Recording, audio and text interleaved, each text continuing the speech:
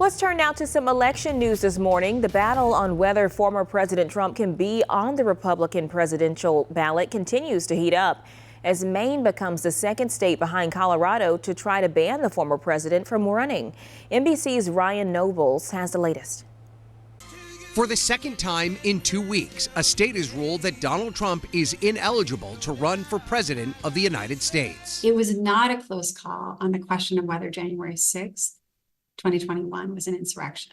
The events of January 6, 2021 were unprecedented and tragic. Sheena Bellows, the Secretary of State in Maine, a Democrat, determined that Trump's actions on January 6th constitute a violation of the 14th Amendment. The weight of the evidence makes clear that Mr. Trump was aware of the tinder laid by his multi-month effort to delegitimize a Democratic election and then chose to light a match, she wrote. The decision in Maine is similar to one in Colorado, and in both cases the ruling won't go into effect until the appeals process is exhausted, meaning Trump will remain on the ballot for now. The Trump campaign promised to appeal and called the decision hyper-partisan.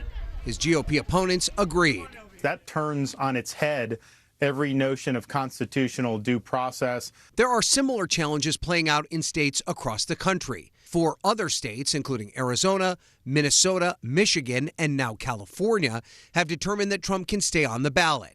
Maine's Democratic Congressman Jared Golden, who voted to impeach Trump, argued removing him from the ballot is a mistake.